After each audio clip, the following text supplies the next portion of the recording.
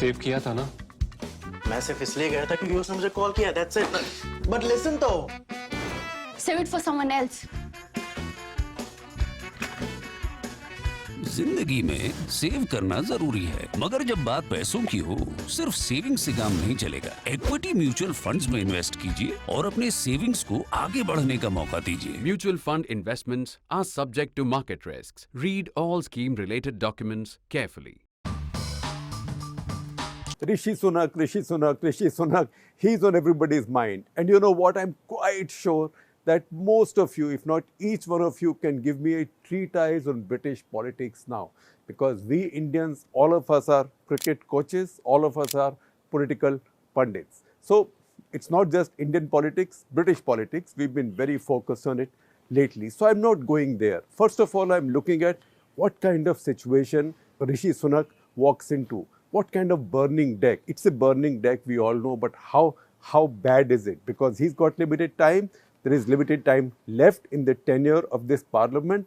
So if he carries on, which means if he sustains through this period, then he has to lead his party to the polls, which is a challenge because Conservatives have had trouble. They had David Cameron, Theresa May, Boris Johnson, Liz Truss, and now Rishi Sunak. So they've had a lot of instability with their prime ministers. And there's a fair bit of debate going on right now on whether it is such a healthy practice for parties to keep electing and re-electing and rejecting the leaders within the same parliament.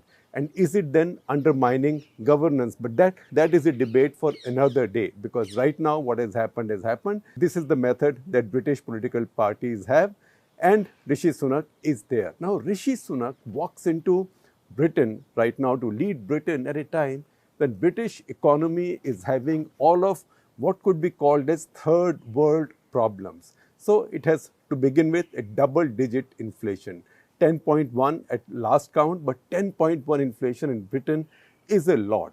Again, what is the reference point? In India, it's about 7%, and it's hurting like hell. Okay, forget Turkey, that's 80+%, but that's sui generis. But in Britain, 10% really hurts. Pound has been weakening. In fact, if anything, pound might have recovered just a little after Liz Truss went out, because with her there, pound was in free fall. It was coming very close to parity with the dollar, which would be quite something. So it is now 1.13. Also still quite close to a dollar, to parity to a dollar, but 1.13. So the pound is quite weak. The Purchasing Managers Index, which gives you an idea of the state of the industry, economy, etc., that's been going down lately. It recovered minutely after Liz Truss went out, but it is still 42.1. Now 42.1, you might ask me, what does it mean? So anything below 15 indicates that an economy is not growing. Anything below 50 means that an economy is contracting. So he has all those problems, and economic growth has slowed down to near recession. British bonds, that is government borrowings, are now at 3.75%. That is the yield, very high for sterling government bonds. But remember, it was 4%, which again, for a developed, rich country with a strong currency, strong convertible currency, is a disaster. So he has all these issues. You want to know more bad news? Moody's. Now we in India keep on saying, oh, Standard and Poor ratings are coming up. Fitch ratings are coming up. What will happen to India's ratings? If India is fiscally responsible, what will the rating agencies do to us? Moody's is among the most important, if not the most important, of the international rating agencies. Moody's have now demoted or downgraded Great Britain from stable to negative. This is a very bad situation right now for Britain. Now, as we talk about Rishi Sunak's challenges and Britain's economic problems, I will also mention to you two articles from which I have drawn a lot of the wisdom, a lot of the data. Both articles are from New York Times. One is by Ashley Nelson and the second by Matthew Bigg. So I'm sharing links to both these articles with you. You can read them in detail and at leisure. Now, how bad the situation is, Rishi Sunak, remember, in the Boris Johnson government, he was Chancellor of the Exchequer, which is Finance Minister. So nobody knows the situation better than him. And he put out his sentiments in a tweet, in a sobering tweet, and I'm sharing the tweet with you on my screen. Please see it. He's called it a situation of profound economic challenge, and this will require unity and stability. Now, what has brought Britain to this situation? Blame the pandemic, but also blame the policies that many of these governments in the richest countries followed during the pandemic. Because what happened when the pandemic came, nobody knew what was happening. They did not want their populations to face hardship. Nobody wants a population to face hardship. Plus, everybody knows that I have to go for elections at some point of time. So in Britain, as in America, but probably in Britain more than in America, or maybe Americans, because they have the reserve currency of the world, can print more, the dollar, but both countries did very similar things. So in Britain, for example, a lot of employer support was given, which means if you're employing this many people, and even if your business is not running, you will get this much cash subsidy from government, so people don't go out of their jobs. Also, there was a scheme whereby if you ordered at a restaurant, you got an incentive and the restaurant got an incentive. That was described as a scheme whereby nobody would starve, which means everybody will eat, nobody will starve. At the same time, the economy of the restaurants, of the eateries will keep running. So a lot of that money was paid out. At that point, the larger situation was different. So they followed during the pandemic, the British Central Bank, which is Bank of England, and the Chancellor of the Exchequer, who is the Finance Minister, they followed the twin policy of keeping both inflation and interest rates down. So while they put out a lot of subsidies and direct cash support, for which they borrowed a lot of money, at the same time, interest rates had to be kept low because after all, government also will pay on those borrowings. So British Central Bank, Bank of England, continued buying a lot of British government bonds. And that is why temporarily that bit of relief was achieved. In fact, if I may point out, that's precisely what a lot of people were advising India to do, which is print more money, spread more money around, pay out more cash subsidies, direct unemployment subsidies. Baki jo kal hoga, dekha jayega, because tomorrow never comes. But you know what? In real life, tomorrow always comes. And in this case, that tomorrow has visited Britain now, as it has visited America with record inflation there as well. British inflation, by the way, right now is higher than it's been at any time in 40 years. Now what has happened is, while the economy has slowed to near recession, inflation is hurting. So that bad day, which Britain may have postponed during the pandemic, has now come, and now they are having to pay for their profligacy at that point, profligacy with good intentions at that point with interest. And that cost is raised inflation. To fight that inflation now, the central bank has to raise rates. Earlier they were cutting rates to give relief to people who were suffering, who had lost their jobs and their businesses. Now they are raising rates to keep inflation down. At the same time, they cannot buy government debt anymore, because they in fact at this point are selling the bonds, because the objectives have now reversed. As they are selling the bonds, government is forced to borrow from the private lenders. Private lenders want higher interest rate. It's at this time that this ratings downgrade has come in. So this is a terrible situation. It was in this situation that Liz Truss and her Chancellor, Kwarteng, they came up with an ideological solution. Now, ideology is all right, but ideologies don't work in all situations. There are crisis situations where ideologies don't work. Again, to give you an example, the government that came into power in 1991 under the Congress party, the minority government with Narasimha Rao as Prime Minister, that was essentially a government of socialists, because that was a Congress government. They were not instinctive reformers. Their instincts were all socialist. But Narasimha Rao had the presence of mind and the realism to understand that this situation in India was different.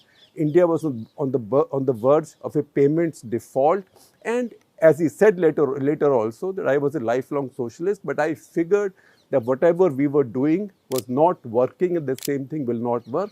So he went against his ideology, did the opposite thing, which means he opened up the economy. Liz Truss and Kwarteng, on the other hand, in a crisis, went with their ideology. And they said, oh, lower tax rates means more growth, etc., put more money in rich people's hands. They will create more enterprise, which will create more jobs, but that happens in the long run. But the consequences of those sins visit you right now, which is what happened. And that's why she became such a short tenure prime minister. Now, Rishi Sunak has to reverse all that. Now, October 31, the Chancellor of the Exchequer, who he has inherited from Liz Truss, although he has no obligation to keep him, Jeremy Hunt, he is supposed to give a fiscal statement. Again, the fisc in Britain is in deep crisis because Liz Truss, she froze people's energy payments, that is gas payments. Winter's coming up, people will use a lot of gas for heating. She froze their gas payments at a particular price, that is £2,500 for the entire year. Now, gas prices are going up in Europe and elsewhere. How is the fisc going to be able to support it? Is Rishi Sunak going to withdraw this? If you withdraw the subsidies once given or revenues once given, if they are withdrawn, people complain, and after all, soon enough, there will be an election. So those are the big problems right now in Britain. Next problem that he has is among the promises he's made. And see this 10-point agenda that is put out on a website that he created for himself for his campaign, which is www.readyforrishi.com. So if you see these points, particularly the fourth point, you also know that he's committed to abolishing all the old EU laws. And once again, he comes face to face with the toughest problem, the Ireland Protocol problem. Now, what is the Ireland Protocol problem? If I tell you, oh, Rishi Sunak has an Ireland Protocol issue, this sounds like the title of a spy thriller. It's no spy thriller. This is just a typical Irish story. And what is the Irish story? Because Ireland and Northern Ireland, they've had open borders. They had many border disputes. So instead of settling everything, they just left it to a wiser generation.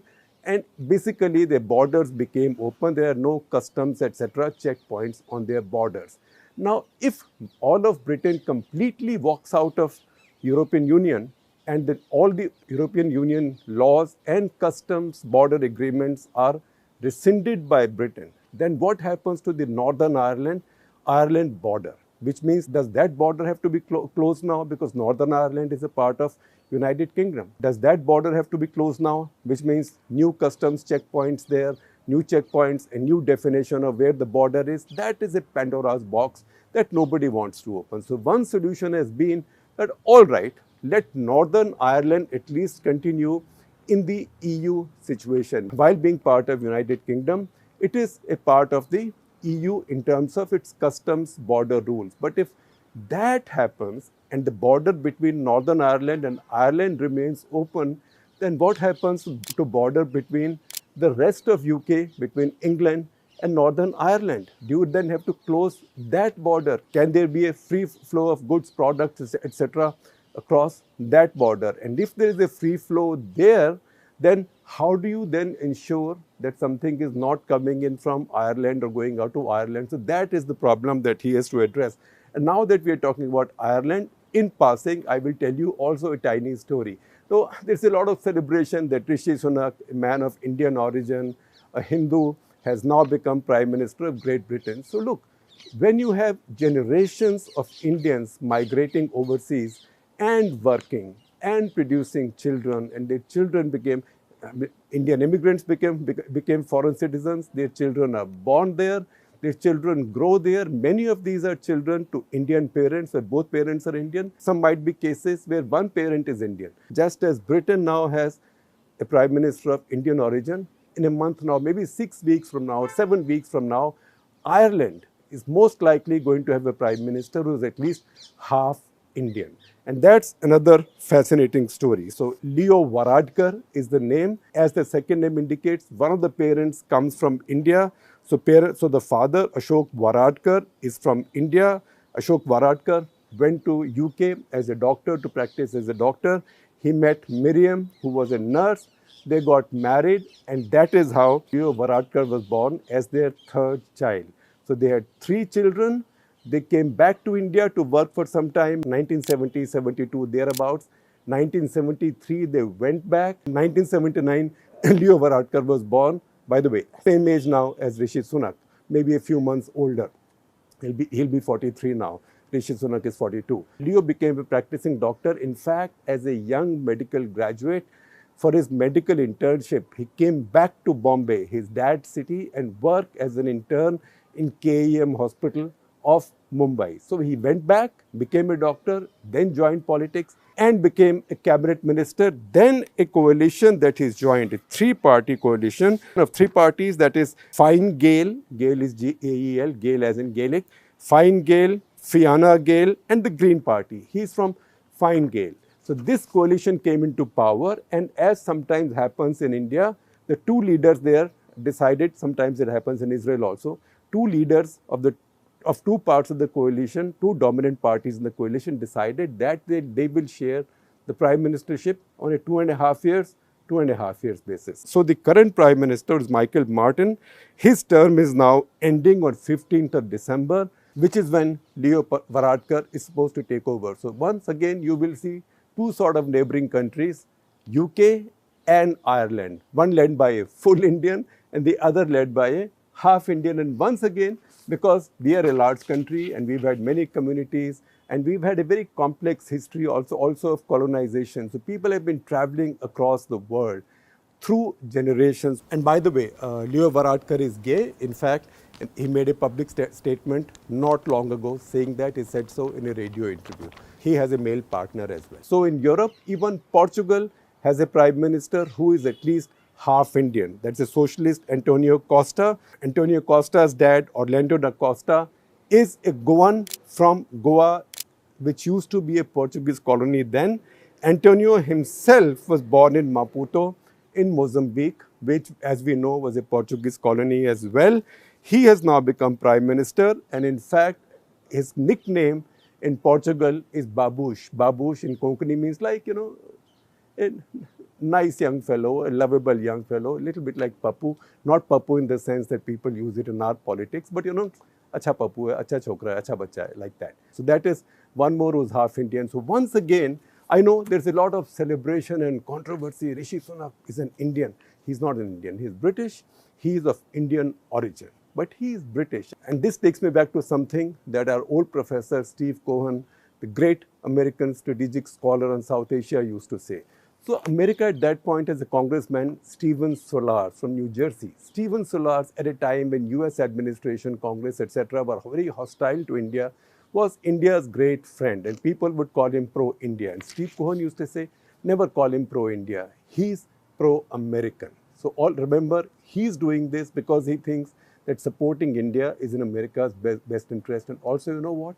Since he was from New Jersey, a lot of his voters were Indians. In fact, a lot of his voters were Indian Gujarati. So everybody also appeals to their vote bank. This is not so much a question of who's Indian. Even when an Indian becomes a foreigner and holds a public office in that country, he or she, they act in that country's interest. And we have seen it with so many envoys of Indian origin who represent their countries now. That's Canada, Australia, America. They've all had envoys of Indian origin working in India. And once again, in sport, if you look at the West Indies, cricket is the most familiar sport to us. So Sunny Ramadhin, Rohan Kanhai, Alvin Kalicharan, Inshan Ali, Shivnarayan Chandrapal, all these are people of Indian origin. So it doesn't mean that when they played India, they were any kinder to India than they might have been to somebody else. In fact, they were, if anything, even tougher against India. They even had the sense that they had to be seen to be performing even better against India. And if you have any doubts, I don't know, take you right back to 60s or 70s or 50s. But just remember what a tough time Indian bowlers have had trying to get Shivnarayan Chandrapal out. So once again, celebrate migration of Indians. Indians are a global community. They go all over the world and they excel. But when they become foreigners, then there are foreigners. So Rishi Sunak, as Prime Minister of Britain, is a Briton who happens to have Indian ancestry.